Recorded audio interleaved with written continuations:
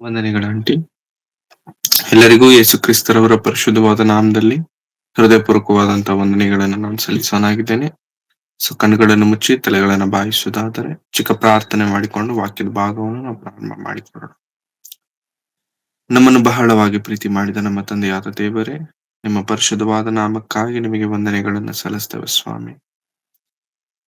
ಕರ್ತನೆ, ಮುಂಜಾನೆ ವೇಳೆಯಲ್ಲಿ ನಮ್ಮೆಲ್ಲರನ್ನು ಸ್ವಾಮಿ ನಿಮ್ಮ ಪಾದದ ಸಮ್ಮುಖದಲ್ಲಿ ಬಂದು ನೀವು ಕೊಟ್ಟಂತ ಈ ದಿನವನ್ನು ಸ್ವಾಮಿ ಪ್ರಾರ್ಥನೆಯೊಂದಿಗೆ, ಹಾಡುಗಳೊಂದಿಗೆ, ನಿಮ್ಮ ವಾಕ್ಯದೊಂದಿಗೆ ಪ್ರಾರಂಭಿಸುವಂತಹ ಮಹಾಭಾಗ್ಯವನ್ನು ನಮಗೆ ಕೊಟ್ಟಿದ್ದಕ್ಕಾಗಿ ನಿಮಗೆ ವಂದನೆಗಳು. ಕರ್ತನೆ, ನಮ್ಮ ಸುತ್ತಲೂ ನಡೆಯುತ್ತಿರುವಂತಹ ಪರಿಸ್ಥಿತಿಗಳು, ನಮ್ಮ ದೇಶದಲ್ಲಿ ನಡೆಯುತ್ತಿರುವಂತಹ ಪರಿಸ್ಥಿತಿಗಳನ್ನು ನೋಡುವಾಗ ಕರ್ತನೆ, ವಿಶ್ವಾಸವನ್ನು ಎಂದಿಗೂ ಕಳಕೊಳ್ಳದೆ ಅಭಿವೃದ್ಧಿ ಹೊಂದುತ್ತಾ ಎಲ್ಲಾ ವಿಷಯಗಳಲ್ಲೂ ಪ್ರಾರ್ಥಿಸುತ್ತಾ ನಿಮ್ಮ ಚಿತ್ತವನ್ನು ನೆರವೇರಿಸುವರಾಗಿ ನಾವೆಲ್ಲರಿರಲು ನಮಗೆ ಸಹಾಯ ಮಾಡಿ. ಕರ್ತನೆ, ಈ ದಿನ ನಮ್ಮ ಮಾತುಗಳನ್ನು ಹೇಳುವುದಕ್ಕೂ ಕೇಳುವುದಕ್ಕೂ ನಾವು ಸಿದ್ಧರಾಗುವಾಗ ನಮ್ಮನ್ನು ಬಲಪಡಿಸಿ ನಿಮ್ಮ ಪ್ರೀತಿ ಕೃಪೆಗಳಿಂದ ತುಂಬಿಸಿ ನಡೆಸಬೇಕೆಂಬುದಾಗಿ ಬೇಡಿಕೊಳ್ಳುತ್ತಾ ಯೇಸು ಕ್ರಿಸ್ತರವರ ಪರಿಶುದ್ಧವಾದ ನಾಮದಲ್ಲಿ ಪ್ರಾರ್ಥಿಸಿ ಬೇಡಿ ಹೊಂದಿದ್ದೇನೆ ತಂದೆಯಾದ ದೇವರೇ, ಆಮೆನ್. ಮತ್ತೊಂದು ಆವೃತ್ತಿ ಆತ್ಮೀಯರೆಲ್ಲರಿಗೂ ಯೇಸು ಕ್ರಿಸ್ತರವರ ಪರಿಶುದ್ಧವಾದ ನಾಮದಲ್ಲಿ ವಂದನೆಗಳನ್ನು ಸಲ್ಲಿಸುತ್ತಾ ವಾಕ್ಯ ಪ್ರಾರಂಭಿಸೋದಕ್ಕಿಂತ ಮುಂಚೆ ನಮ್ಮ ದೇಶದಲ್ಲಿ ನಡೀತಿರುವಂತಹ ಭಯಂಕರವಾದಂತಹ ಪರಿಸ್ಥಿತಿಗಳು ತಾವೆಲ್ಲರೂ ನೋಡುತ್ತಲೇ ಇದ್ದೀರಾ ಎಂಬುದಾಗಿ ನಾನು ನಂಬ್ತಿದ್ದೇನೆ. ಸೊ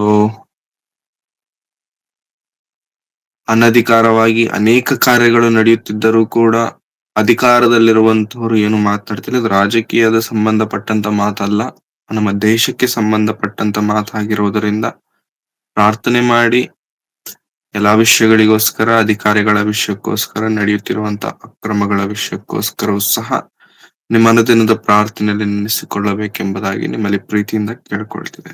ಓಕೆ, ವಾಕ್ಯ ಸಂದೇಶವನ್ನು ಪ್ರಾರಂಭಿಸಿಕೊಳ್ಳೋಣ. ಸತ್ಯವೇದದಲ್ಲಿ ದೇವರು ಒಂದು ಯುದ್ಧವನ್ನು ಕುರಿತು ಅಥವಾ ಒಂದು ಹೋರಾಟವನ್ನು ಕುರಿತು ಬರೆಸಿದ್ದಾರೆ.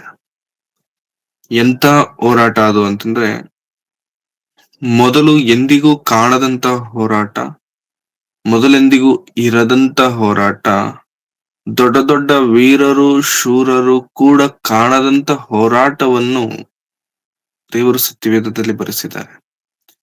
ಒಂದು ವಿಭಿನ್ನವಾದಂತ, ವಿಚಿತ್ರವಾದಂತ, ಡಿಫ್ರೆಂಟ್ ರೀತಿಯಾದಂತ ಒಂದು ಯುದ್ಧ ಇದು. ದಾವೀದನು 10,000 ಮಂದಿಯನ್ನು ಕೊಲ್ಲುವಂತ ಮಹಾವೀರನು, ಶೂರನು, ಯುದ್ಧವೀರನಾಗಿದ್ದರೂ ಕೂಡ ಈ ಯುದ್ಧವನ್ನು ನೋಡಿದರೆ ಒಂದು ಹೆಜ್ಜೆ ಹಿಂದೆ ಹಾಕಬಹುದೇನೋ. ಅನೇಕ ಯುದ್ಧಗಳನ್ನು ಮಾಡಿ ದೇವರ ಪಕ್ಷದಲ್ಲಿ ನಿಂತು ಇಸ್ರಾಯೇಲ್ ಜನರಿಗೆ ಜಯವನ್ನು ಕೊಟ್ಟಂತ ಯೆಹೋಶುವನು ಒಂದು ವೇಳೆ ಈ ಯುದ್ಧದಲ್ಲಿ ನಿಂತರೆ ಅವರು ಕೂಡ ಒಂದು ಹೆಜ್ಜೆ ಹಿಂದೆ ಹಾಕಬಹುದೇನೋ. ಅಂತಹ ಭಯಂಕರವಾದಂತಹ ಯುದ್ಧ, ಅಂತಹ ದೊಡ್ಡ ಸಂಗ್ರಾಮವನ್ನು ಕುರಿತು ದೇವರು ಸತ್ಯವೇದದಲ್ಲಿ ಬರೆಸಿದ್ದಾರೆ. ಮತ್ ಯಾರು ಯುದ್ಧ ಮಾಡ್ತಾರೆ? ದಾವೀದರವರು ಮಾಡುತ್ತಿಲ್ಲ, ಯೆಹೋಶುವರವರು ಮಾಡುತ್ತಿಲ್ಲ. ಸಂಸೋನನೇನಾದ್ರು ಮಾಡ್ತಾನ ಅಂತಂದ್ರೆ ನೋ. ಮತ್ತೆ ಇನ್ಯಾರು ಮಾಡ್ತಾರೆ ಯುದ್ಧ ಅಂತಂದ್ರೆ, ಮಾಡುವಂತವ್ರು ಯಾರು ಎಂಬುದಾಗಿ ದೇವರು ಹೇಳಿದ್ದಾರೆ, ಶತ್ರುಗಳು ಯಾರು ಎಂಬುದಾಗಿ ಕೂಡ ದೇವರು ಹೇಳಿದ್ದಾರೆ, ಯುದ್ಧ ಹೇಗ್ ಮಾಡಬೇಕೆನ್ನುವಂಥದ್ದನ್ನು ಕೂಡ ದೇವರು ಸತ್ಯವೇದದಲ್ಲಿ ಬರೆಸಿದ್ದಾರೆ. ಒಂದೊಂದಾಗಿ ನಾವು ನೋಡಿ ದೇವರ ಆ ಒಂದು ಪ್ರಣಾಳಿಕೆ, ಯಾವುದರ ಬಗ್ಗೆ ದೇವರ ಮಾತನಾಡ್ತಿದ್ದಾರೆ ಎನ್ನುವಂಥದ್ದನ್ನ ಅರ್ಥ ಮಾಡಿಕೊಳ್ಳೋದಕ್ಕೆ ನಾವು ಪ್ರಯತ್ನಿಸೋಣ. ದಯಮಾಡಿ ಸತ್ಯವೇದಗಳಿರುವಂತವರೆಲ್ಲರೂ ಕೂಡ ಎಫೆಸದವರಿಗೆ ಬರೆದ ಪತ್ರಿಕೆ 6ನೇ ಅಧ್ಯಾಯ, ನಾವು ಓದುವಂತಹ ವಾಕ್ಯದ ಭಾಗ 6ನೇ ಅಧ್ಯಾಯ 10ನೇ ವಚನದಿಂದ 18ನೇ ವಚನದವರೆಗೆ. 6ನೇ ಅಧ್ಯಾಯ ಎಫೆಸದವರಿಗೆ ಬರೆದ ಪತ್ರಿಕೆ 10ನೇ ವಚನದಿಂದ 18ನೇ ವಚನದವರೆಗೆ. ಕಡೆ ಮಾತೇನೆಂದರೆ, ನೀವು ಕರ್ತನನ್ನು, ಆತನ ಅತ್ಯಧಿಕವಾದ ಶಕ್ತಿಯನ್ನು ಆಶ್ರಯಿಸಿಕೊಂಡವರಾಗಿ ಬಲಗೊಳ್ಳಿರಿ. ಸೈತಾನನ ತಂತ್ರೋಪಾಯಗಳನ್ನು ನೀವು ಎದುರಿಸಿ ನಿಲ್ಲುವುದಕ್ಕೆ ಶಕ್ತರಾಗುವಂತೆ ದೇವರು ದಯಪಾಲಿಸುವ ಸರ್ವಾಯುಧಗಳನ್ನು ಧರಿಸಿಕೊಳ್ಳಿರಿ. ನಾವು ಹೋರಾಡುವುದು ಮನುಷ್ಯರ ಮಾತ್ರದವರ ಸಂಗಡವಲ್ಲ, ರಾಜತ್ವಗಳ ಮೇಲೆಯೂ ಅಧಿಕಾರಗಳ ಮೇಲೆಯೂ ಈ ಅಂಧಕಾರದ ಲೋಕಾಧಿಪತಿಗಳ ಮೇಲೆಯೂ ಆಕಾಶ ಮಂಡಲದಲ್ಲಿರುವ ದುರಾತ್ಮಗಳ ಸೇನೆಯ ಮೇಲೆಯೂ ನಾವು ಹೋರಾಡುವವರಾಗಿದ್ದೇವೆ.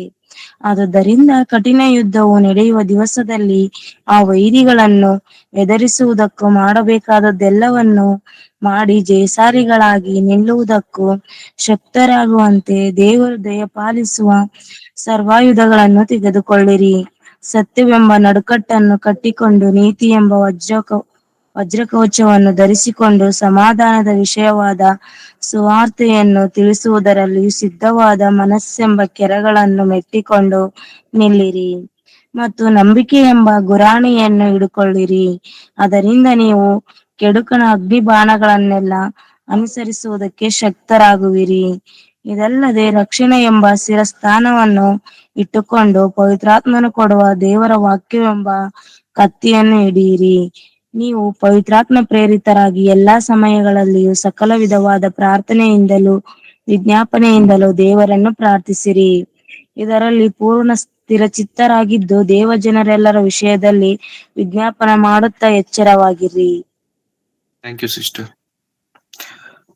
ಅಪೊಸ್ತಲನಾದಂತ ಪೌಲರವರು ಎಫೆಸದವರಿಗೆ ಬರೆಯುತ್ತಾ ಇನ್ನೇನು ಮುಗಿಸುತ್ತಾ ಆ ಪತ್ರಿಕೆಯ ಅಂತ್ಯದ ಭಾಗದಲ್ಲಿ ಕೆಲವು ಗಂಭೀರವಾದಂತ ಆ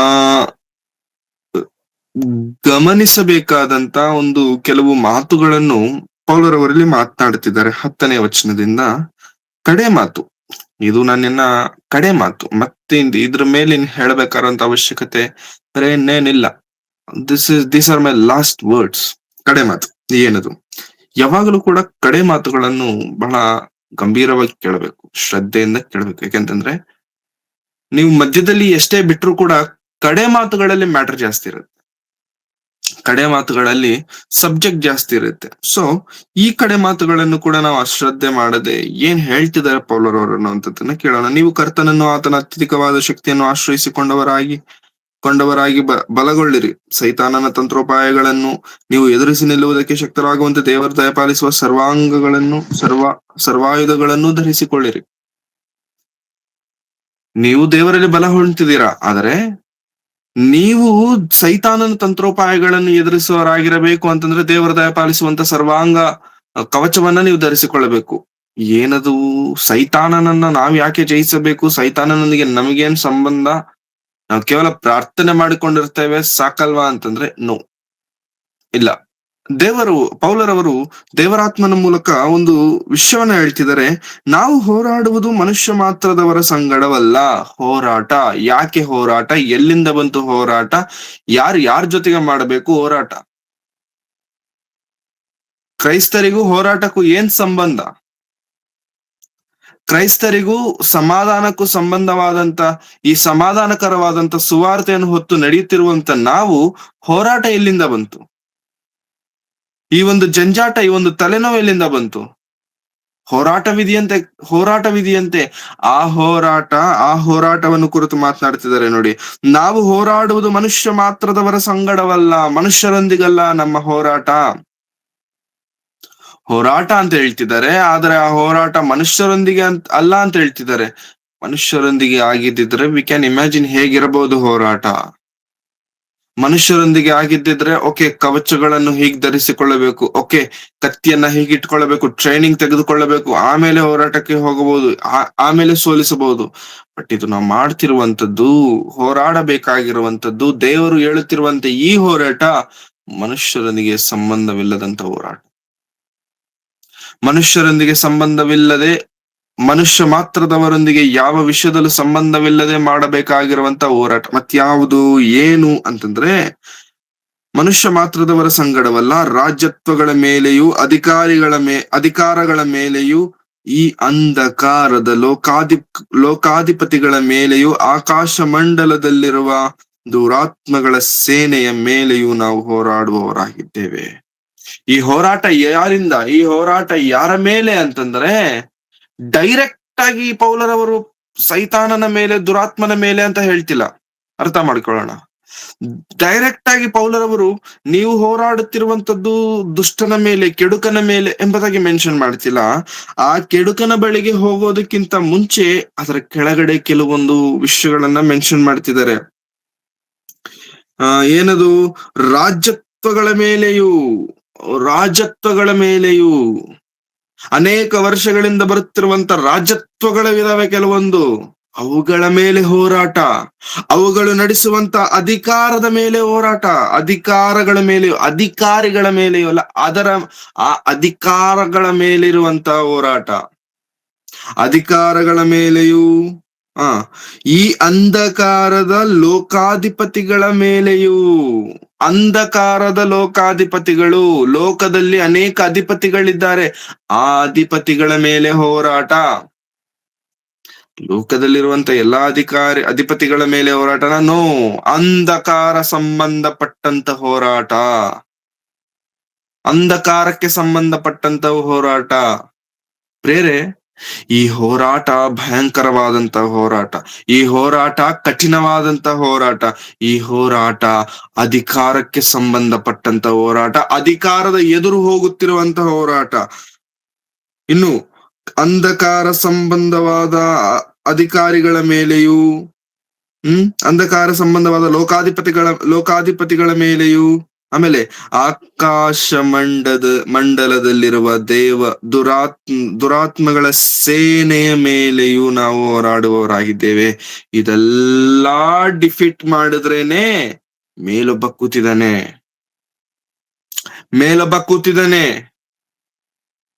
ಆತ ಏನ್ ಮಾಡ್ತಿದ್ದಾನೆ ಅಂತಂದ್ರೆ, ದೊಡ್ಡ ಸೇನೆಯನ್ನಿಟ್ಟುಕೊಂಡಿದ್ದಾನೆ. ಆ ಸೇನೆಯನ್ನು ಸೋಲಿಸಬೇಕು, ಅವನ ಬಳಿಗೆ ಸೇರಬೇಕು ಅಂತಂದ್ರೆ ಈ ಅಂಧಕಾರ ಸಂಬಂಧಪಟ್ಟಂತ ಈ ಅಧಿಕಾರ, ರಾಜತ್ವ, ಅಧಿಪತಿಗಳನ್ನು ಸೋಲಿಸಿದಾಗ, ಇವುಗಳನ್ನೆಲ್ಲವನ್ನು ಜಯಿಸಿಕೊಂಡು ಹೋದಾಗ, ಅವನ ರಾಜ್ಯಕ್ಕೆ ಪೆಟ್ಟು ಬಿದ್ದಾಗ ಅವನ ರಾಜ್ಯ ಕೆಳಗೆ ಬೀಳುವಂತದ್ದಾಗಿದೆ. ಇದು ಮನುಷ್ಯ ಮಾತ್ರದವರಿಗೆ ಅರ್ಥವಾಗದಂತ ಹೋರಾಟ. ಮಾಂಸದೊಂದಿಗೆ ಯುದ್ಧ ಮಾಡುವಂತವರಿಗೆ ಅರ್ಥವಾಗದಂತ ಹೋರಾಟ. ಆತ್ಮೀಯ ಜೀವನಗಳಲ್ಲಿ ಅನೇಕ ಕ್ರೈಸ್ತರು ಇಂದು ಹೋರಾಡುತ್ತಿರುವಂತಹ ಹೋರಾಟ. ಪ್ರಿಯ ಕ್ರೈಸ್ತರೇ, ಇಂದಿನ ನಮ್ಮ ಹೋರಾಟ ಮನುಷ್ಯರೊಂದಿಗೆ ಅಲ್ಲ, ಇಂದಿನ ನಮ್ಮ ಹೋರಾಟ ಜನರೊಂದಿಗೆ ಅಲ್ಲ, ಇಂದು ನಿಮ್ಮ ಹೋರಾಟ ನಿಮ್ಮ ತಂದೆ ತಾಯಿಗಳೊಂದಿಗೋ, ಅಣ್ಣ ತಮ್ಮಂದಿರೊಂದಿಗೋ, ಬೇರೆ ಯಾರೊಂದಿಗೋ ಅಲ್ಲ. ನಿಮ್ಮ ಹೋರಾಟ ಕೆಡುಕನ ಮೇಲೆ, ಆ ಕೆಡುಕನು ಹುಟ್ಟಿಸುವಂತ ಕೆಟ್ಟ ಅಧಿಕಾರದ ಮೇಲೆ, ಆ ಕೆಡುಕನು ಹುಟ್ಟಿಸುವಂತ ಕೆಟ್ಟ ಆಲೋಚನೆಗಳ ಮೇಲೆ, ಆ ಕೆಡುಕನು ಕೊಡುವಂತ ದುರಾಲೋಚನೆಗಳ ಮೇಲೆ. ಈ ಹೋರಾಟದಲ್ಲಿ ಜಯ ನಮ್ಮದಾಗಬೇಕು ಅಂತಂದ್ರೆ, ಈ ಹೋರಾಟದಲ್ಲಿ ಜಯದ ಮಾರ್ಗದಲ್ಲಿ ಇರಬೇಕು ಅಂತಂದ್ರೆ, ದಾವಿದನೇ ನಿನ್ನ ಸಹಾಯ ನನಗ್ ಬೇಕು, ಯು ಗೈಡ್ ಮೀ ಅಂತಂದ್ರೆ ದಾವಿದನ ಹಿಂಜೆದ್ದು ಬಿಡ್ತಾನೆ. ಯಾಕಂತಂದ್ರೆ ನಾನಿಂತ ಯುದ್ಧ ನೋಡಿದೆ, ನಾನ್ ಕತ್ತಿ ತಿರ್ಗಿಸಿದ್ರೆ 10,000 ಜನ ಏಕ್ದಮ್ ಸತ್ತೋಗ್ಬಿಡ್ತಾರೆ, ನನ್ನ ಕೆತ್ತಿಗೆ ತಿರುಗಿಲ್ಲ. ದಿನಗಳಿದ್ದು ನಾನು ಯುದ್ಧಗಳನ್ನ ಮಾಡ್ತೇನೆ. ಇದು ಎಂತ ಯುದ್ಧ? ಎಷ್ಟು ದಿನ ಮಾಡೋ ಯುದ್ಧ ಇದು? ಸಾಯೋವರೆಗೂ. ಇಷ್ಟು ದೊಡ್ಡ ಯುದ್ಧವನ್ನ ನಾನು ಯಾವತ್ತೂ ನೋಡಿಲ್ಲ. ಯಾರು ಶತ್ರು, ಯಾರು ವೈರಿ, ಯಾರು? ಎಷ್ಟು ಜನ ಇದ್ದಾರೆ? ಒಬ್ಬನೇ. ಎಲ್ಲಿದ್ದಾನೆ? ದುಷ್ಟನು, ದುರಾತ್ಮನು. ಅವನನ್ನ ಸೋಲಿಸುವ ತನಕ. ಒಂದು, ಅವನಾದ್ರೂ ಅವನನ್ನಾದ್ರೂ ಸಾಯಿಸಬೇಕು. 2, ನಾವಾದ್ರೂ ಯುದ್ಧದಲ್ಲಿ ಸಾಯ್ಬೇಕು. 2ರಲ್ಲಿ ಯಾವ್ದೋ ಒಂದು ನಡಿಬೇಕು. ದಾವಿದನೇ, will you help me? No sir. ಯಾವ್ದಾದ್ರು ಫಿಸಿಕಲ್ ಬ್ಯಾಟಲ್ ಇದ್ರೆ ಹೇಳು, ಐ ವಿಲ್ ಹೆಲ್ಪ್ ಯು. ಕತ್ತಿ ಹೆಂಗ್ ತಿರ್ಗಿಸ್ಬೇಕು, ಹೆಂಗ್ ಚುಚ್ಚಿದ್ರೆ ಹೆಂಗ್ ಸಾಯ್ತಾನೆ, ಹೆಂಗ್ ಟೆಕ್ನಿಕ್ಸ್, ಕುದುರೆ ಹೆಂಗ್ ಸವಾರಿ ಮಾಡ್ಬೇಕು, ಗುರಾಣಿಯನ್ನ ಹೇಗ್ ಇಟ್ಕೊಳ್ಬೇಕು, ಕವಚವನ್ನ ಹೇಗ್ ಧರಿಸ್ಕೊಂಡ್ರೆ ಪ್ರೊಟೆಕ್ಷನ್ ನನಗೆ ಹೆಚ್ಚಾಗಿ ಸಿಗುತ್ತೆ, ಇದೆಲ್ಲ ನಾನು ಹೇಳ್ಕೊಡ್ತೇನೆ. But I don't know what it is. ಗೊತ್ತಿಲ್ವಾ? ಗೊತ್ತಿಲ್ಲ. ಯೆಹೋಶುವನ ಹತ್ರ ಹೋಗೋಣ. ಯೆಹೋಶುವನೇ, ಏನಾದ್ರು ಹೇಳಪ್ಪ, ನೀನಾದ್ರೂ ಹೇಳು, ಅನೇಕ ಯುದ್ಧಗಳನ್ನ ನೀನ್ ಮಾಡಿ ಇಸ್ರಾಯೇಲರಿಗೆ ಅವರ ಸ್ವಂತ ಭೂಮಿಯನ್ನು ಕೊಟ್ಟು ಸಮಾಧಾನಕರವಾಗಿಟ್ಟಂತ ನಾಯಕನು ನೀನಲ್ವಾ? Can you guide us? ಯಾರು? ಯೆಬೂಸಿಯರ ಜೊತೆಗೆ ಯುದ್ಧನ? ಯೆಬೂಸಿಯರ್ ಅಲ್ಲಪ್ಪ, ಮತ್ತೆ ಯಾರ ಜೊತೆಗೆ? ಅಂಧಕಾರ ಸಂಬಂಧವಾದಂತ ದುರಾತ್ಮಗಳ ಸೇನೆಯ ಮೇಲೆ ಯುದ್ಧ. ಎಲ್ಲಿರ್ತಾರ ಅವರು? ಹೆಂಗ್ ಮಾಡೋದು ಯುದ್ಧ? ಕತ್ತಿ ಇಲ್ಲ, ಮತ್ತೆ ಗನ್ನು ಇಲ್ಲ, ಮತ್ತೆ ಹೇಗೆ? ಈ ಯಾವುದು ಶರೀರಕ್ಕೆ ಸಂಬಂಧಪಟ್ಟವರು ಮಾಡತಕ್ಕಂತ ಯುದ್ಧವನ್ನು ನಾವು ಯಾವುದು ಮಾಡ್ತಿಲ್ಲ. ಮತ್ತೆ ಯುದ್ಧ ಏನು? ನಿಮ್ಮ ಯುದ್ಧ ನನಗೆ ಅರ್ಥ ಆಗ್ತಿಲ್ವಲ್ಲ. I can't help you. ಹೌದಾ? ನೀನು ಹೆಲ್ಪ್ ಮಾಡ್ಲಿಕ್ಕೆ ಆಗಲ್ವಾ? ಮತ್ತೆ ಯಾರು ಹೆಲ್ಪ್ ಮಾಡ್ತಾರೆ? No one comes and helps you. You are the only person, you are the only soldier who can fight against ಸಾತಾನ್. ಸೈತಾನನನ್ನು, ಆತನ ದುರಾತ್ಮದ ಸೇನೆಯನ್ನು ಹೋರಾಡಲಿಕ್ಕೆ, ಒಡೆಯಲಿಕ್ಕೆ, ಬೀಳಿಸಲಿಕ್ಕೆ ಯಾರೂ ಹೊಸಬರಾಗಿ ಹೊರಗಿಂದ ಬರೋದಿಲ್ಲ ಪ್ರಿಯ ಕ್ರೈಸ್ತರೇ. There are none. There are only you can defeat him. ಅವನನ್ನು ನೀನು ಮಾತ್ರ ಸೋಲಿಸ್ಲಿಕ್ಕೆ ಸಾಧ್ಯವಾಗತ್ತೆ. ಏನ್ ಹೇಳ್ತಿದ್ದಾರೆ ನೋಡಿ, ಕೆಳಗಿನ ವಚನಗಳನ್ನ ನಾವು ನೋಡುವುದಾದ್ರೆ, ಆದದರಿಂದ ನಾವು ಹೋರಾಡುವವರಾಗಿದ್ದೇವೆ. 13ನೇ ವಚನ, ಆದದರಿಂದ ಕಠಿಣ ಯುದ್ಧ ನಡೆಯುವ ದಿವಸದಲ್ಲಿ ಆ ವೈರಿಗಳನ್ನು ಎದುರಿಸುವುದಕ್ಕೂ ಮಾಡಬೇಕಾದದ್ದೆಲ್ಲವನ್ನು ಮಾಡಿ ಜಯಶಾಲಿಗಳಾಗಿ ನಿಲ್ಲುವುದಕ್ಕೂ ಶಕ್ತರಾಗುವಂತೆ ದೇವರು ದಯಪಾಲಿಸುವ ಸರ್ವ ಆಯುಧಗಳನ್ನು ತೆಗೆದುಕೊಳ್ಳಿರಿ. ನೀವು ಯುದ್ಧದಲ್ಲಿ ಗೆಲ್ಲಬೇಕು ಅಂತಂದ್ರೆ ದೇವರು ಒಂದು ಸ್ಕೀಮ್ ಕೊಡ್ತಿದ್ದಾರೆ, ದೇವರು ಒಂದು ಬೆನಿಫಿಟ್ ಕೊಡ್ತಿದ್ದಾರೆ. ಏನು ದೇವರಿಂದ ಬರುತ್ತಿರುವಂತ ಬೆನಿಫಿಟ್ ಅಂತಂದ್ರೆ, ಸರ್ವಾಯುಧಗಳನ್ನು ದೇವರು ಸಪ್ಲೈ ಮಾಡ್ತಿದ್ದಾರೆ. ದೇವರು ಸಪ್ಲೈ ಮಾಡ್ತಿದ್ದಾರೆ. ಯಾವಾಗ ಇಟ್ಟಿದ್ದಾರೆ ಫ್ಯಾಕ್ಟ್ರಿ? ಸರ್ವಾಯುಧಗಳನ್ನ ಸಪ್ಲೈ ಮಾಡ್ತಿದ್ದಾರೆ. ಯಾರ್ಯಾರೋ ಸಪ್ಲೈ ಮಾಡಿದ್ರೆ ನೀವು ನಂಬ್ತಿರೋ ಇಲ್ವೋ ಅಂತ ಡೈರೆಕ್ಟ್ ಆಗಿ ನಾನೇ ಸಪ್ಲೈ ಮಾಡ್ತಿದ್ದೇನೆ.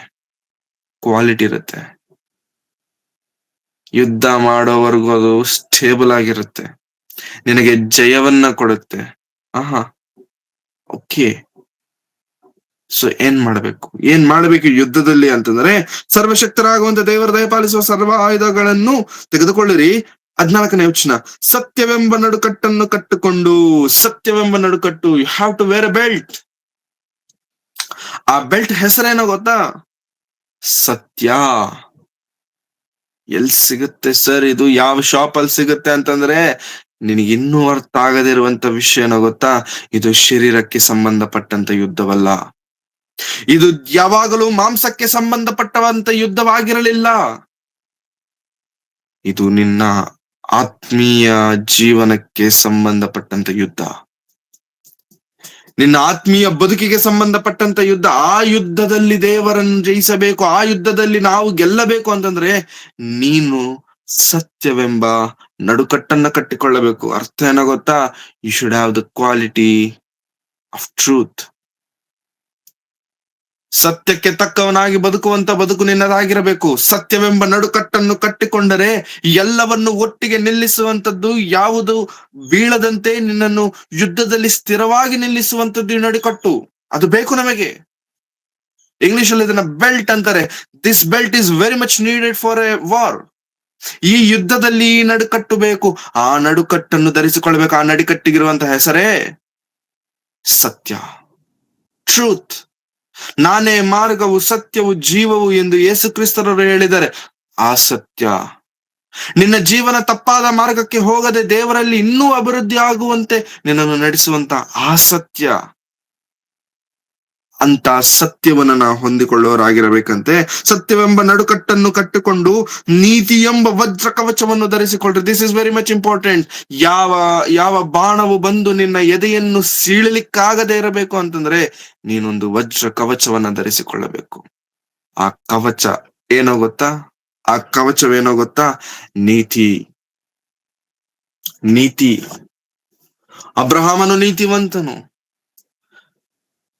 ನೋಹನು ನೀತಿವಂತನು, ದಾವೀದನು ನೀತಿವಂತನು, ಮೋಶೆ ನೀತಿವಂತನು, ಎಲ್ಲರೂ ನೀತಿವಂತರು. ಅವರ ನೀತಿ ಅವರನ್ನು ಕಾಪಾಡಿತು. ನಿನ್ನ ನೀತಿ ಶತ್ರುಗಳ ಬಾಣಗಳಿಂದ, ಶತ್ರುಗಳ ಕುತಂತ್ರಗಳಿಂದ, ಶತ್ರುಗಳ ಅನೇಕ ವಿಧವಾದಂತ ಕುತಂತ್ರ, ಕೆಟ್ಟ ಆಲೋಚನೆಗಳಿಂದ ಕಾಪಾಡಬೇಕು ಅಂತಂದ್ರೆ you should need an armour. ಆ ಆರ್ಮರ್ ಹೆಸರೇ ಫೈನೆಸ್ಟ್ ಕ್ವಾಲಿಟಿಯಲ್ಲಿ ಕಾಂಪ್ರಮೈಸ್ ಆಗದೇ ಇರುವಂತ ಆ ಪ್ರೊಟೆಕ್ಷನ್, ಆ ಆರ್ಮರ್ ಹೆಸರು ನೀತಿ. ನಿನ್ನ ಕೃತ್ಯಗಳು, ನಿನ್ನ ಆಲೋಚನೆಗಳು, ದೇವರ ವಿಷಯದಲ್ಲಿ ನಿನಗಿರುವಂತ ಆಸಕ್ತಿ, that is what protects you and your life. ದೇವರು ನಮ್ಮನ್ನು ಕಾಪಾಡುವಂತದ್ದು ಆತನ ಮಾತುಗಳ ಮೂಲಕವಾಗಿ. ಹಾಗಾಗಿ ಪ್ರಿಯರೇ, ಆ ಮಾತುಗಳನ್ನು ನಾವು ಭದ್ರ ಮಾಡಿಟ್ಟುಕೊಂಡು ಆ ದೇವರ ಮೇಲೆ ನಂಬಿಕೆ ನಿಟ್ಟಾಗ that is what protects you my dear friend. ಕವಚ, ಅದು ಕವಚ, ನೀತಿ ಎಂಬ ಕವಚ. ಆ ಕವಚವನ್ನು ಕೇಳ್ಕೊಳ್ಳಬೇಕು ಅಂತ ಹೇಳುತ್ತಾ, ಮೊದಲು ಬೆಲ್ಟ್ ಅಂದ್ರೆ ನಡುಕಟ್ಟು, ಎರಡನೇದು ವಜ್ರ ಕವಚ, ಮೂರನೇದು ಸಮಾಧಾನದ ವಿಷಯವಾದ ಸುವಾರ್ತೆಯನ್ನು ತಿಳಿಸುವುದರಲ್ಲಿ ಸಿದ್ಧವಾದ ಮನಸ್ಸೆಂಬ ಕೆರಗಳನ್ನು ಮೆಟ್ಟಿಕೊಂಡು ನಿಲ್ಲಿರಿ. ಕೆರಗಳನ್ನ ಮೆಟ್ಟಿಕೊಳ್ಳಬೇಕು. ಆ ಕೆರಗಳು ಎಂಥ ಕೆರಗಳು ಅಂತಂದ್ರೆ, ಸಮಾಧಾನಕರವಾದ ಸುವಾರ್ತೆಯನ್ನು ಸಾರುವುದಕ್ಕೆ ಸಿದ್ಧರಾಗಿರುವಂತ ಕೆರಗಳು. ನಡೆಯೋದಕ್ಕೆ ಸಪರೇಟ್ ಕೆರಗಳಿರ್ತವೆ, ಓಡೋದಕ್ಕೆ ಸಪರೇಟ್ ಫುಟ್ವೇರ್ಸ್ ಇರ್ತವೆ, ಶೂಸ್ ಇರ್ತವೆ, ಜಾಗಿಂಗ್, ರನ್ನಿಂಗ್ ಶೂಸ್ ಅಂತಾರೆ. ನೀನು ಮಾಮೂಲಿ ದಿನಾ ನಡೆಯೋದು ಇದ್ರ ಮೇಲೆ ನಾನು ಓಡ್ತೇನೆ ಅಂತಂದ್ರೆ ಓಡ್ಲಿಕ್ಕಾಗಲ್ಲ ಅಂತಲ್ಲ, ಓಡ್ಬೋದು, ಬಟ್ ಕಂಫರ್ಟ್ ಇರೋದಿಲ್ಲ. ಯುದ್ಧಕ್ಕೆ ಹೋಗಬೇಕಾದ್ರೆ ನಾನು ಜಾಗಿಂಗ್ ಶೂ ಹಾಕೊಂಡು ಹೋಗ್ತೇನೆ ಅಂತಂದ್ರೆ ಆಗಲ್ಲ. ಕೆರಗಳಿರಬೇಕು, ಅದಕ್ಕೆ ಆದಂತ ಕೆರಗಳಿರಬೇಕು. ಡಿಸೈನ್ಡ್ ಶೂಸ್ ನಿನಗಿರಬೇಕು, ಯುದ್ಧಕ್ಕೆ ಡಿಸೈನ್ ಮಾಡಿರುವಂತ ಶೂಸ್ ನಿನಗಿರಬೇಕು.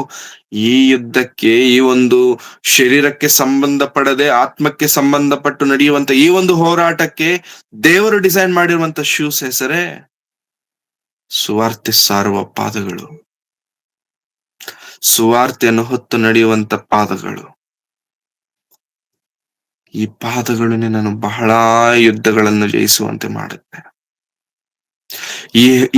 ಈ ಒಂದು ಕೆರಗಳು ನಿನ್ನನ್ನು ಬಹಳ ಶತ್ರುವನ್ನು ಓಡಿಸುತ್ತೆ, ಅವನನ್ನ ಹಿಂದಟ್ಟಿ. ಅಷ್ಟು ಬಲವುಳ್ಳದ್ದು ಸುವಾರ್ತೆ, ಅಷ್ಟು ಬಲವುಳ್ಳದ್ದು ದೇವರ ಮಾತುಗಳು, ಅಷ್ಟು ಶಕ್ತಿ ಉಳ್ಳದ್ದು ಆತನ ಸುವಾರ್ತೆ ಸಾರುವಂತ ಪಾದಗಳು. ಹಾಗಾಗಿ ಪ್ರಿಯರೇ, ಸುವಾರ್ತೆ ಸಾರುವುದನ್ನು ನಾವು ಎಂದಿಗೂ ಬಿಡುವುದು ಬೇಡ, ಬಿಡಬಾರದು. ಆ ಕೆರಗಳನ್ನು ಧರಿಸಿಕೊಂಡು ಮತ್ತೆ ನಿಲ್ಲಿರಿ, ಮೆಟ್ಟಿಕೊಂಡು ನಿಲ್ಲಿರಿ, ಮತ್ತು ನಂಬಿಕೆ ಎಂಬ ಗುರಾಣಿಯನ್ನು ಹಿಡಿದುಕೊಳ್ಳಿರಿ. ನಂಬಿಕೆ ಕಾಣದಿರುವಂತ ದೇವರು ಇದ್ದಾರೆ, ನಂಬಿಕೆ ಕಾಣದಿರುವಂತ ದೇವರು ಸಹಾಯ ಮಾಡ್ತಾರೆ, ನಂಬಿಕೆ ಪರಲೋಕವಿದೆ, ನಂಬಿಕೆ ಸೈತಾನನನ್ನು ಜಯಿಸ್ತೇನೆ, ನಂಬಿಕೆ ಇದು ಮನುಷ್ಯರಿಗೆ ಕಾಣದೆ ನಿನಗೆ ಮಾತ್ರ ತಿಳಿಯುವಂತ ನಂಬಿಕೆ. ಈ ನಂಬಿಕೆಗೆ ಆಕಾರವಿಲ್ಲ, ಈ ನಂಬಿಕೆಗೆ ರುಚಿ ಇಲ್ಲ, ಈ ನಂಬಿಕೆಗೆ ಯಾವುದೇ ರೀತಿಯಾದಂತ ಫಿಸಿಕಲ್ ಅಪಿಯರೆನ್ಸ್ ಇಲ್ಲ. ನಂಬಿಕೆ ಅಂತಂದ್ರೆ ಹಿಂಗಿರುತ್ತೆ ನೋಡು. ನಂಬಿಕೆ ಅಂತಂದ್ರೆ ಏನು? ನೀನೇ. ನಂಬಿಕೆ ಅಂತಂದ್ರೆ ಏನು? ನಿನ್ನದೇ. ಅದು ನಿನಗೂ ದೇವರಿಗೂ ಮಾತ್ರ ಹತ್ತಿರ ಮಾಡುವಂತ ಒಂದು ಬಲವಾದಂತ ಕನೆಕ್ಟಿವಿಟಿ ನಂಬಿಕೆ. ಈ ನಂಬಿಕೆ ನಮ್ಮದಾಗಿರಬೇಕು. ಇಂಥ ನಂಬಿಕೆಗಳು ನಮ್ಮದಾಗಿರಬೇಕು ಪ್ರೇರೆ. ಆ ನಂಬಿಕೆ ಏನ್ ಮಾಡುತ್ತೋ ಗೊತ್ತಾ? ಗುರಾಣಿಯಂತೆ ನಮ್ಮನ್ನು ಕಾಪಾಡುತ್ತೆ. ಶತ್ರು ಬೀಸುವಂತ ಬಾಣಗಳನ್ನು ತಡೆಯುವಂತ ಗುರಾಣಿ, ಶತ್ರುವಿನ ಕುತಂತ್ರಗಳನ್ನು ತಡೆಯುವಂತ ಗುರಾಣಿ. ಇದು ನಂಬಿಕೆ. ನಂಬಿಕೆಯ ಗುರಾಣಿಯನ್ನು ಹಿಡಿದುಕೊಳ್ಳಿರಿ. ಆದುದರಿಂದ ನೀವು ಕೆಡುಕನ ಅಗ್ನಿಬಾಣಗಳನ್ನೆಲ್ಲ ಆರಿಸುವುದಕ್ಕೆ ಶಕ್ತರಾಗಿವ್ರಿ. ಅಗ್ನಿಬಾಣಗಳು ಅವನು ಹಾಕುವಂತ ಬಾಣಗಳನ್ನ ನೀವು ಎದುರಿಸಬೇಕು ಅಂತಂದ್ರೆ ನಿಮಗ್ ಗುರಾಣಿ ಇರಬೇಕು. ಏನಾ ಗುರಾಣಿ? ಆ ಗುರಾಣಿಯ ಹೆಸರೇ ನಂಬಿಕೆ. ನಿನಗೆ ದೇವರ ಮೇಲಿರುವಂತ ನಂಬಿಕೆ ಸೈತಾನನ್ನು ಬಿಡುವಂತ ಬಾಣಗಳನ್ನು ಆರಿಸುವಂತದ್ದಾಗಿದೆ. ಏನ್ ಬಿಡ್ತಾನೆ ಬಾಣ? ಕಣ್ಣಿನ ಆಸೆ, ಶರೀರದ ಆಸೆ, ಬದುಕು ಬಾಲಿನ ಡಂಬ. ಏನ್ ಬೇಕು ನಿನಗೆ? ನಿನ್ ದೇಹಕ್ಕೆ ಏನ್ ಬೇಕು? ನಿನ್ನ ಕಣ್ಣಿಗೆ ಏನ್ ಬೇಕು? ಬದುಕು, ನಿನಗೆ ಇಷ್ಟ ಬಂದಂಗ್ ಬದುಕು. ಯಾರನ್ನ ನೀನ್ ಕೇಳೋರು ಯಾರು? ಈ ಇಂಥ ಭಯಂಕರವಾದಂತ ಅಗ್ನಿಬಾಣಗಳು 99.99% of the people in the whole world ಇವನ ಅಗ್ನಿಬಾಣಗಳಿಗೆ ಬಿದ್ದೋಗ್ಬಿಟ್ಟಿದ್ದಾರೆ. ಇಷ್ಟು ಮಂದಿ ಸೇರಿ ಬಂದಿದ್ದೇವೆ, ನಮ್ಮಲ್ಲೂ ಕೂಡ ಅನೇಕರು ಈ ಅಗ್ನಿಬಾಣಗಳಿಗೆ ಬಿದ್ದುಬಿಟ್ಟಿದ್ದೇವೆ, ಇನ್ಕ್ಲೂಡಿಂಗ್ ಮೀ. ನನ್ನನ್ನು ಸೇರಿಸಿಕೊಂಡು ಮಾತನಾಡ್ತಿದ್ದೇನೆ. ಬಿದ್ದು ಬಿಟ್ಟಿದ್ದೇವೆ ಆತನ ಅಗ್ನಿಬಾಣಗಳಿಗೆ, ಅವನ ಅಗ್ನಿಬಾಣಗಳಿಗೆ ಬಿದ್ದು ಬಿಟ್ಟಿದ್ದೇವೆ. ಮತ್ತೆ ಅಂತ ಅಗ್ನಿಬಾಣಗಳನ್ನು ಆರಿಸಬೇಕು, ಅವನ ಅಗ್ನಿಬಾಣಗಳನ್ನು ತಡೆ ಹಿಡಿಯಬೇಕು ಅಂತಂದ್ರೆ ನಿನಗೆ ನಂಬಿಕೆ ಎಂಬಂತ ಗುರಾಣಿ ಇರಬೇಕು. ಅವಾಗಲೇ ಈ ಈ ಸೈತಾನನ ಅಗ್ನಿಬಾಣಗಳನ್ನು ಆರಿಸಲಿಕ್ಕೆ ಸಾಧ್ಯವಾಗುತ್ತೆ. ಇದೆಯಾ ನಮಗೆ ಆ ನಂಬಿಕೆ ಎಂಬ ಗುರಾಣಿ? Now here comes the final thing. ಅಗ್ನಿಬಾಣಗಳನ್ನೆಲ್ಲ ಆರಿಸೋದಕ್ಕೆ ಶಕ್ತರಾಗಿರಿ. 17ನೇ ವಚನ. ಇದಲ್ಲದೆ ಇಷ್ಟೆಲ್ಲ ಹೇಳಿದಿನಲ್ಲ. Now here comes the hero. Here comes the hero of the show. ಏನು ಇದಲ್ಲದೆ ಮೋಸ್ಟ್ ಇಂಪಾರ್ಟೆಂಟ್ ಥಿಂಗ್ ಹೇಳ್ತಿದ್ದೇನೆ. ರಕ್ಷಣೆ ಎಂಬ ಶಿರಸ್ತ್ರಾಣವನ್ನು ಇಟ್ಟುಕೊಂಡು ಇರಬೇಕು ನಿನಗೆ helmet which protects your thoughts. ನಿನ್ನ ಆಲೋಚನೆಗಳನ್ನು ಕಾಪಾಡುವಂತ ಶಿರಸ್ತ್ರಾಣ, ನಿನ್ನ ಆಲೋಚನೆಗಳನ್ನು ದೇವರ ಕಡೆಗೆ ಸ್ಥಿರಪಡಿಸುವಂತ ಶಿರಸ್ತ್ರಾಣ, ನಿನ್ನ ಆಲೋಚನೆಗಳು, ನಿನ್ನ ನಿನ್ನ ನಿನ್ನ ಬುದ್ಧಿ ದೇವರ ಹಸ್ತಗಳಿಗೆ ಬಲಪಡಿಸುವಂತ ಶಿರಸ್ತ್ರಾಣ, ದುಷ್ಟನ ಆಲೋಚನೆಗಳನ್ನು ಸೇರಿಸದಂತ ಶಿರಸ್ತ್ರಾಣ. ಆ ಶಿರಸ್ತ್ರಾಣವಿರಬೇಕು ಅಂತಂದ್ರೆ ರಕ್ಷಣೆ ನನ್ನಲ್ಲಿರಬೇಕು. ಯಾವತ್ತು ದೀಕ್ಷಾ ಸ್ನಾನ ತಗೊಂಡಿರೋ ದಿನ ಮಾತ್ರ ಅಲ್ಲ, ಎವ್ರಿ ಡೇ, ದಿನೇ ನೂತನವಾದಂತ ಪುರುಷರಾಗಿ ನಾವೆಲ್ಲರೂ ಆತ್ಮೀಯ ವಿಷಯಗಳಲ್ಲಿ ಅಭಿವೃದ್ಧಿಯನ್ನು ಹೊಂದುತ್ತಿರಬೇಕು. ಅಂತ ಶಿರಸ್ತ್ರಾಣವನ್ನು ಧರಿಸಿಕೊಂಡು ಪವಿತ್ರಾತ್ಮನು ಕೊಡುವ ದೇವರ ವಾಕ್ಯವೆಂಬ ಕತ್ತಿಯನ್ನು ಹಿಡಿಯಿರಿ. ಕೈ ಖಾಲಿಯಾಗಿ ಇಟ್ಕೊಂಡಿದ್ದೀರಾ? ಡೋಂಟ್. ಕತ್ತಿಯನ್ನು ಹಿಡಿಯಿರಿ. ಯಾರು ಕೊಡ್ತಿದ್ದಾರೆ ಈ ಕತ್ತಿ? ಯಾರು ಸಮರ್ಪಿಸ್ತಿದ್ದಾರೆ ಈ ಕತ್ತಿ? ಪವಿತ್ರಾತ್ಮನು. ಯಾರ ಕತ್ತಿ ಇದು? ಯಾವ ಕತ್ತಿ ಇದು? ಪವಿತ್ರಾತ್ಮನು ಕೊಡುವಂತಹ ದೇವರ ವಾಕ್ಯವೆಂಬ ಕತ್ತಿ. ಎಲ್ಲ ಆಲೋಚನೆಗಳನ್ನು, ಎಲ್ಲರ ಮನ ಆಲೋಚನೆಗಳನ್ನು ಕಡಿದು ಹಾಕುವಂತ ಕತ್ತಿ, ತಿಳಿದುಕೊಳ್ಳುವಂತ ಕತ್ತಿ, 2 ಅಂಚುಗಳಿರುವಂತ ಕತ್ತಿ, ಇಬ್ಬಾಯಿ ಕತ್ತಿ. ದುಷ್ಟನನ್ನು ಸೋಲಿಸಿದಂತ ಕತ್ತಿ, ಪರಂಪರೆಯಾಗಿ ಕಾಪಾಡಿಕೊಂಡು ಬರುತ್ತಿರುವಂತ ಕತ್ತಿ.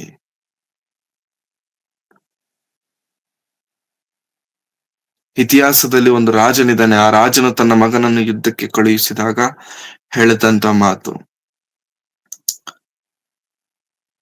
ಗ್ರೀಸ್ ದೇಶ ಆ ಕಡೆ ನಡೆದಂತ ಯುದ್ಧ, ಗ್ರೀಸ್ ದೇಶಸ್ಥರು ಯುದ್ಧಕ್ಕೆ ಬಂದಾಗ ಅವಾಗ ತನ್ನ ಮಗನು ಯುದ್ಧಕ್ಕೆ ನಿಲ್ತಾನೆ. ಆವಾಗ ತನ್ನ ತಂದೆ ಕರೆದು, ಮಗನೇ, ಈ ಕತ್ತಿ ನನಗೆ ನಮ್ಮಪ್ಪ ಕೊಟ್ರು, ಅವರಪ್ಪ ನಮ್ಮಪ್ಪನಿಗೆ ಅವರಪ್ಪ, ಅಪ್ಪನಿಗೆ ನಮ್ಮ ತಾತನಿಗೆ ಅವರಪ್ಪ. ಈ ರೀತಿ ನಮ್ಮ ಜನರು ಪ್ರಾರಂಭವಾದ ದಿನದಿಂದ ಈ ಕತ್ತಿಯನ್ನ ನಾವು ಕಾಪಾಡಿಕೊಂಡು ಬರ್ತಿದ್ದೇವೆ. ನಾಟ್ ಜಸ್ಟ್ ಬಿಕಾಸ್ ಅದು ನಮ್ಮ ತಾತಂದರು ಕೊಟ್ಟಿದ್ದಾರೆ ಅಂತಲ್ಲ. ನೋ, ನಮ್ಮ ಜನರು ಕಟ್ಟಲ್ಪಟ್ಟಿದ್ದೆ ಈ ಒಂದು ಕತ್ತಿಯಿಂದ. ನಮ್ಮ ಈ ದೇಶ ಕಟ್ಟಲ್ಪಟ್ಟಿದ್ದೆ ಈ ಕತ್ತಿಯಿಂದ. ನೀನ್ ನಾಳೆ ಯುದ್ಧಕ್ಕೆ ಹೋಗ್ತಿದೆಯಲ್ಲ, ಈ ಕತ್ತಿಯನ್ನು ಹೊತ್ಕೊಂಡು ಹೋಗು, ನಿನಗೆ ಜಯ ಸಿಗತ್ತೆ. ಯಾವಾಗಾದ್ರೆ ಕತ್ತಿ ಆ ತಂದೆಯ ಮಗನಿಗೆ ಕೊಡ್ತಾನೋ, that doesn't mean he's just giving him a sword. ಕೇವಲ ಕತ್ತಿಯನ್ನ ಕೊಡುತ್ತಿಲ್ಲ, ಅವರ ಚರಿತ್ರೆಯನ್ನ ಅವರ ಕೈ ಕೊಡ್ತಿದ್ದಾನೆ. ಅವರ ಇತಿಹಾಸದ ಯುದ್ಧದ ಒಂದು ಜಯವನ್ನ ಅವನ ಕೈಗೆ ಕೊಡ್ತಿದ್ದಾನೆ. ದೇವರು ಕೂಡ ವಾಕ್ಯ ಎಂಬ ಕತ್ತಿಯನ್ನು ನಮ್ಮ ಕೈಗೆ ಇಡಬೇಕಾದ್ರೆ, he's not just placing some kind of random sword in your hand. ಯಾವುದೋ ಒಂದು ರೀತಿಯಾದಂತ, ಯಾವುದೋ ಒಂದು ಸ್ತುಕ್ಕಿಡಿದಿರುವಂತ ಕತ್ತಿಯನ್ನ ದೇವರು ಕೊಡ್ತಿಲ್ಲ. ಒಂದು ಕಾಲದಲ್ಲಿ ಸೈತಾನನನ್ನ ಜಯಿಸಿದಂತ ಕತ್ತಿ, ಒಂದು ಕಾಲದಲ್ಲಿ ಭಕ್ತರೆಲ್ಲರೂ ಹಿಡಿದುಕೊಂಡು ಯುದ್ಧಗಳನ್ನು ಮಾಡಿ ಗೆದ್ದಂತ ಕತ್ತಿ, ಯೇಸು ಕ್ರಿಸ್ತರವರು ಮರಣವನ್ನು ಗೆದ್ದಂತ ಕತ್ತಿ, ಸೈತಾನನನ್ನು ಸೋಲಿಸಿದಂತ ಕತ್ತಿ, ಅಪೋಸ್ತಲರು ಹಿಡಿದಂತ ಕತ್ತಿ ಇವತ್ತು ನಮ್ಮ ಕೈಗೆ ದೇವರು ಕೊಡ್ತಿದಾರಂತೆ. ದಾವೀದನು ಹಿಡಿದಿರುವಂತ ಕತ್ತಿಗಿಂತ ಎಷ್ಟೋ ಬಲವಾಗಿರುವಂತ ಕತ್ತಿ. ಯೆಹೋಶುವನು ಮಾಡಿದಂತ ಯುದ್ಧಗಳನ್ನು ಯೆಹೋಶುವನು ಮಾಡಿದಂತ ಯುದ್ಧಗಳಲ್ಲಿ ಉಪಯೋಗಿಸಿರುವಂತ ಕತ್ತಿಗಿಂತ ಎಷ್ಟೋ ಯುದ್ಧಗಳನ್ನು ಕಂಡಂತ ಕತ್ತಿ ಇದು. ಈ ಕತ್ತಿ ದೇವರು ನಮಗೆ ಕೊಡ್ತಿದ್ದಾರೆ. ವೈ? ಬಿಕಾಸ್ ಯುದ್ಧ ಚಿಕ್ಕದಲ್ವಲ್ಲ, ಯುದ್ಧ ಸಾಮಾನ್ಯವಾದದ್ದಲ್ವಲ್ಲ, ಯುದ್ಧ ಭಯಂಕರವಾದದ್ದು, ಯುದ್ಧ ದೊಡ್ಡದು. ಆ ದೊಡ್ಡ ಯುದ್ಧ ನೀನ್ ಜಯಿಸಬೇಕು ಅಂತಂದ್ರೆ need A very powerful weapon, my dear friend. And the powerful weapon is the word of god. ದೇವರ ವಾಕ್ಯವೇ ವಾಕ್ಯಕ್ಕಿಂತಲೂ ಬಲವಾದಂತ ಆಯುಧ, ಕತ್ತಿ ಪ್ರಪಂಚದಲ್ಲಿ ಬೇರೆ ಯಾವುದು ಇಲ್ಲ. ಹಾಗಾಗಿ ಪ್ರಿಯರೇ, ಈ ಯುದ್ಧಕ್ಕೆ ರೆಡಿ ಆಗಿದ್ದೇವಾ? ಅಷ್ಟೇನಾ ಬ್ರದರ್? ಮೆಸೇಜ್ ಮುಗೀತಾ? ನೋ. ಈಗ ನಾವು ಮುಂದಿನ ವಚನ ಓದ್ತಿದ್ವಿ. ಇದ್ರ ಕೆಳಗಿನ ವಚನ 18ನೇ ವಚನ. ಕತ್ತಿಯನ್ನು ಹಿಡೀರಿ. Very good. ಪ್ರಿಪೇರ್ ಆಗಿದ್ದೇವೆ, ಎಲ್ಲ ಪ್ರಿಪೇರ್ ಆಗಿದೆ. ಹೆಲ್ಮೆಟ್ ರೆಡಿ ಇದೆ, ಬೆಲ್ಟ್ ರೆಡಿ ಇದೆ, ಆರ್ಮರ್ ಕವಚ ರೆಡಿ ಇದೆ, ಕತ್ತಿ ರೆಡಿ ಇದೆ, ಗುರಾಣಿ ರೆಡಿ ಇದೆ, ಎಲ್ಲ ರೆಡಿ ಇದೆ. Now here comes the very important point. ನೀವು ಪವಿತ್ರಾತ್ಮ ಪ್ರೇರಿತರಾಗಿ ಎಲ್ಲಾ ಸಮಯಗಳಲ್ಲಿ ಸಕಲ ವಿಧವಾದ ಪ್ರಾರ್ಥನೆಯಿಂದಲೂ ವಿಜ್ಞಾಪನೆಯಿಂದಲೂ ದೇವರನ್ನು ಪ್ರಾರ್ಥಿಸಿರಿ. ಇದರಲ್ಲಿ ಪೂರ್ಣ ಸ್ಥಿರಚಿತ್ತರಾಗಿದ್ದು ದೇವ ಜನರೆಲ್ಲರ ವಿಷಯದಲ್ಲಿ ವಿಜ್ಞಾಪನೆ ಮಾಡುತ್ತಾ ಎಚ್ಚರವಾಗಿರ್ರಿ. ಎಲ್ಲಾ ಹಾಕೊಂಡು ಮಲಕೊಂಡ್ರೆ ಏನ್ ಪ್ರಯೋಜನ? ಕವಚಗಳನ್ನೆಲ್ಲ ಹಾಕೊಂಡು ಅಡ್ಡಡ್ಡ ಬಿದ್ಕೊಂಡ್ರೆ ಏನ್ ಪ್ರಯೋಜನ? ಇದೆಲ್ಲ ನಿನ್ನ ಹತ್ರ ಇದ್ರೂನು one of the major important thing ನೀನು ಮಿಸ್ ಮಾಡ್ತಿದ್ಯಾ. ಪ್ರಾರ್ಥನೆ. Do you think the prayer is very useless? ಪ್ರಾರ್ಥನೆ ಯಾವುದಕ್ಕೂ ಬಾರದು ಎಂಬುದಾಗಿ ನಾವು ಅಂದುಕೊಳ್ತಿದ್ದೇವೆ. No sir, prayer means a lot for a Christian. ಒಬ್ಬ ಕ್ರೈಸ್ತನಿಗೆ ಪ್ರಾರ್ಥನೆ ಅಂತಂದ್ರೆ ದಟ್ ಈಸ್ ದ ಹೋಲ್, ಅದೇ ಸರ್ವಸ್ವ. Then what about you? ಯುದ್ಧಕ್ಕೆ ಬಂದಾಗ, ಯುದ್ಧದಲ್ಲಿ ಇರುವಾಗ ನಿನಗೆ ಎಚ್ಚರವಿರಬೇಕು ಅಂತಂದ್ರೆ ನೀನು ಪ್ರಾರ್ಥನೆಯಲ್ಲಿರಬೇಕು ಕ್ರೈಸ್ತನೇ. ಇವತ್ತಿನ ಕ್ರೈಸ್ತರಲ್ಲಿರುವಂತ ದೊಡ್ಡ ಪ್ರಾಬ್ಲಮ್ ಏನೋ ಗೊತ್ತಾ? ಒಂದು, ಇದ್ರೆ ಎಚ್ಚರವಾಗಿರ್ತಾರೆ without any protection, without any armour. ಅಂದ್ರೆ ಯುದ್ಧದ ಕವಚಗಳು ಏನ್ ಇರೋದಿಲ್ಲ. ಪ್ರಾರ್ಥನೆ. ಇದು ಮೊದಲನೇ ರೀತಿ. ಎರಡನೇ ರೀತಿ ಇರ್ತಾರೆ, ಯುದ್ಧಕ್ಕೆ ಬೇಕಾಗಿರುವಂತ ಎಲ್ಲಾ ಕವಚಗಳನ್ನ ಹಾಕೊಳ್ತಾರೆ, ಆಮ್ ರೆಡಿ ಅಂತಾರೆ, ಬಿದ್ಕೋತಾರೆ ಅಡ್ಡಡ್ಡ. ಪ್ರಾರ್ಥನೆ ಇರೋದಿಲ್ಲ. These two kind of category people ಮಾತ್ರ ಕ್ರೈಸ್ತರಲ್ಲಿ ಅನೇಕರಿದ್ದಾರೆ. Just only 1% of people are ready with their armours and with their prayers. ನಾವು ಇಲ್ಲ ಬ್ರದರ್, ನನಗೆ ವಾಕ್ಯ ಸರಿ ಸಕ್ಕದಾಗೊತ್ತು, I am very much prepared. ವಾಕ್ಯ ಕೇಳಿದ್ರೆ ಪ್ರಸಂಗ ಹಂಗೆ ಹೇಳ್ಬಿಡ್ತೇನೆ ನಾನು. ಯಾರಿಗ್ ಬೇಕು ಪ್ರಸಂಗ? ಯಾರಿಗೆ ಬೇಕು ಸರ್ ಪ್ರಸಂಗ? ಪ್ರಸಂಗ ಹೇಳುವಂತವರು ಬಹಳ ಜನ ಇದ್ದಾರೆ. ಆ ಪ್ರಸಂಗ ನನ್ನ ಜೀವನದಲ್ಲಿ ನಡೆಸದೇ ಇರುವಂತ ನನ್ನ ಬದುಕು ಹೇಗಿದೆ ಅನ್ನುವಂಥದ್ದನ್ನ ನಾನು ನೋಡ್ಕೊಳ್ಬೇಕು. It's not about a speech, it's not about a message, it's about you. ಇದು ಪ್ರಸಂಗದ ಬಗ್ಗೆನೋ ಸಂದೇಶದ ಬಗ್ಗೆನೋ ಅಲ್ಲ ಸರ್. ಪ್ರಸಂಗ ಮಾಡ್ಲಿಕ್ಕೆ ನನಗೆ ಮೈಕ್ ಮುಂದೆ ಅವಕಾಶ ಸಿಗುತ್ತೆ, ಅದಕ್ಕೆ ನಾನು ಕ್ರೈಸ್ತನ ಆದೆ. Then you are wasted your life. ವಿಡಿಯೋದಲ್ಲಿ ಬಂದ್ಬಿಡ್ತೇನೆ, ಕಾಣಿಸ್ಬಿಡ್ತೇನೆ, ಅದಕ್ಕೆ ನಾನು ಕ್ರೈಸ್ತನ ಆದೆ. Then the purpose of your life is wasted. ಪ್ರಸಂಗಗಳಿಗೆ ಕ್ರೈಸ್ತರಾಗಿರುವಂತ ಅನೇಕ ಕ್ರೈಸ್ತರನ್ನ ಕಂಡಿದ್ದೇನೆ. ಪ್ರಸಂಗ ವಾಕ್ಯ ಹೇಳಬೇಕು. ಸರ್, ವಾಕ್ಯ ಹೇಳುವುದು ಎಷ್ಟು ಪ್ರಾಮುಖ್ಯವೋ ಆ ವಾಕ್ಯದ ಪ್ರಕಾರ ನನ್ನ ಬದುಕಿ ಇದೆಯೋ ಇಲ್ಲವೋ ಎಂಬುದಾಗಿ ಪರೀಕ್ಷಿಸಿಕೊಳ್ಳಬೇಕಾಗಿರುವಂತದ್ದು ಅಷ್ಟೇ ಪ್ರಾಮುಖ್ಯ. ಕಳ್ಳತನ ಮಾಡಬೇಡ ಎಂಬುದಾಗಿ ಹೇಳಿದಂತೆ ನೀನೇ ಕಳ್ಳತನ ಮಾಡಿದ್ರೆ ಹೇಗೆ?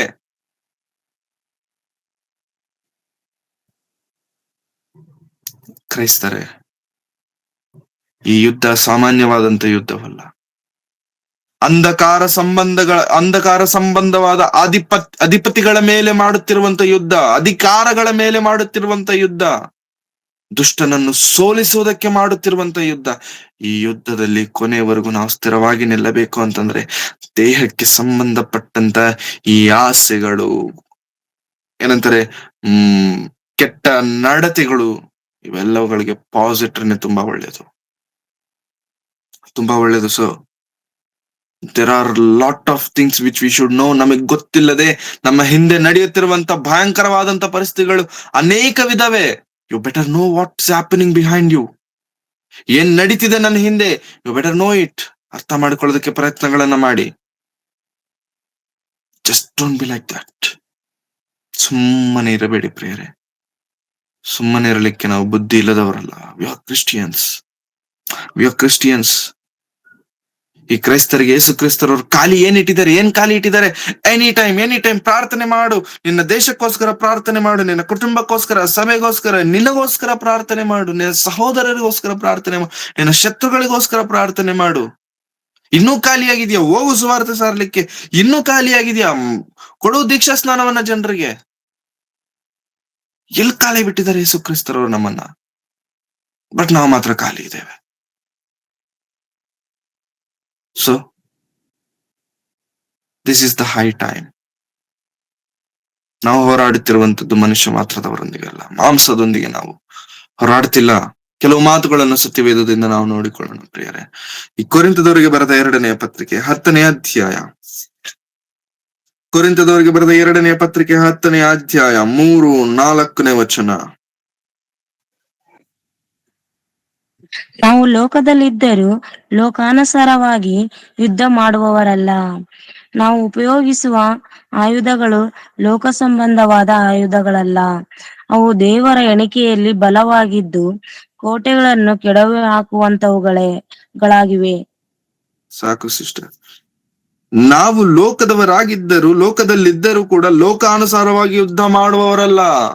ನಾವು ಲೋಕದಲ್ಲಿದ್ದೇವೆ, ಬಟ್ ಯುದ್ಧ ಮಾಡುವಂತ ತರೀಕಾ ಬೇರೆ ಇದೆ. ಡಿಫ್ರೆಂಟ್ ತರೀಕಾ ಇದೆ, ಡಿಫ್ರೆಂಟ್ ವೇ ಇದೆ. ಏನ ಯುದ್ಧದ ತರೀಕಾ, ಏನ ಯುದ್ಧದ ರೀತಿ? ಇಷ್ಟೊತ್ತು ನಾವು ಓದ್ಕೊಂಡ್ವಲ್ಲ, it's complete different way my dear friend. ಏನೋ 10 ಜನ ಬಂದ್ಬಿಡ್ತಾರೆ, ಹೊಡೆದು ಬಿಡ್ತೇವೆ. ಕಣ್ಣಿಗೆ ಕಾಣದಂತ ಯುದ್ಧ. ಆ ಯುದ್ಧಕ್ಕೋಸ್ಕರ ನೀನು ನಾನು ಸಿದ್ಧನಾಗಿರಬೇಕೆಂಬುದಾಗಿ ಯೇಸು ಕ್ರಿಸ್ತರು ಆ ಕಲ್ವಾರಿ ಶಿಲುಬೆ ಮೇಲೆ ಪ್ರಾಣವನ್ನು ಕೊಟ್ಟಿದ್ದಾರೆ. ಸಿದ್ಧರಾಗಿದ್ದೇವ, ಓಡೋಗ್ತಿದ್ದೇವ.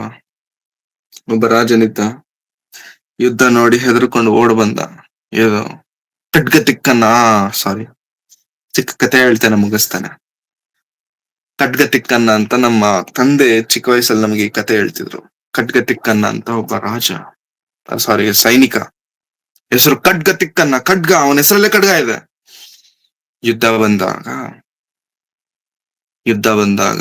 ಯುದ್ಧ ಮಾಡಿದಿರಾ ಓಡ್ ಬಂದ್ಬಿಟ್ಟು ಮನೆಗ್ ಬಂದ. ಏನ್ರಿ ಯುದ್ಧದಲ್ಲಿ ಇರ್ಬೇಕಿತ್ತಲ್ಲ ನೀವು, ಯುದ್ಧದಲ್ಲಿ ಇಲ್ದಿರ ಮನೆಗ್ ಬಂದ್ಬಿಟ್ಟಿದ್ದೀರಾ, ಏನ್ ವಿಷಯ? ಇಲ್ಲ ನನಗಾಗಲ್ಲ ಯುದ್ಧ ಎಲ್ಲ ಮಾಡ್ಲಿಕ್ಕೆ. ಅವ್ರು ಅಷ್ಟೊಂದ್ ಜನ ಇದಾರೆ, ಹಿಂಗಿದ್ದಾರೆ, ಯುದ್ಧ ಎಲ್ಲ ನನಗ್ ಮಾಡ್ಲಿಕ್ಕೆ ಆಗಲ್ಲ. ಹೌದಾ, ಇಲ್ಲೇರಿ ಬಂದೆ ಅಂತ ಹೇಳ್ಬಿಟ್ಟು ಒಳಗೋಗ್ಬಿಟ್ಟು ಸೀರೆ, ಬಳೆಗಳು ಇವೆಲ್ಲ ತಂದು ತಗೊಳ್ರಿ, ಇವೆಲ್ಲ ಹಾಕೊಳ್ರಿ. ಏನ್ ಹೇಳ್ತಿದ್ಯಾ ನೀನು? ನಾನ್ ಖಡ್ಗ ತಿಕ್ಕನ್ನ ಅಂತ ಹೇಳಿ ಮೀಸೆ ತಿರ್ಗ್ಸಿ ನಾನ್ ಖಡ್ಗ ತಿಕ್ಕನ್ನ, ಹಂಗೆ ನಾನ್ ಗಂಡ್ಸು, ಹಂಗೆ ಯುದ್ಧ. ನೀನು ನಿಜವಾಗ್ಲು ನೀನ್ ಹೇಳಿದ್ದೇ ನೀನಾದ್ರೆ, ನಿನ್ನ ಹೆಸರು ಖಡ್ಗ ತಿಕ್ಕನ್ನಾನೇ ಆದ್ರೆ ನೀನು ಯುದ್ಧಕ್ಕೆ ಹೋಗು.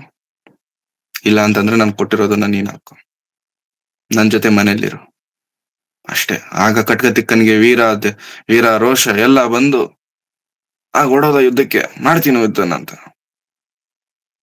What about you and me? ಹೊಡ್ ಬರ್ತಿದ್ದೇವ ಮನೆಗೆ? ನನ್ ಕೈಲಿದೆಲ್ಲ ಆಗಲ್ಲಪ್ಪ. ನೋಡಿಕೊಳ್ಳೋಣ, ಸರಿ ಮಾಡಿಕೊಳ್ಳೋಣ, ಪ್ರಾರ್ಥನೆ ಮಾಡಿಕೊಳ್ಳೋಣ. ಪ್ರೀತಿ ಸ್ವರೂಪನಾದ ತಂದೆಯಾದ ದೇವರೇ, ನಿಮ್ಮ ಪರಿಶುದ್ಧವಾದ ನಾಮಕ್ಕಾಗಿ ನಿಮಗೆ ವಂದನೆಗಳನ್ನ ಸಲ್ಲಿಸ್ತೇನೆ ಸ್ವಾಮಿ. ಹೋರಾಡಬೇಕು, ಗೆಲ್ಲಬೇಕು.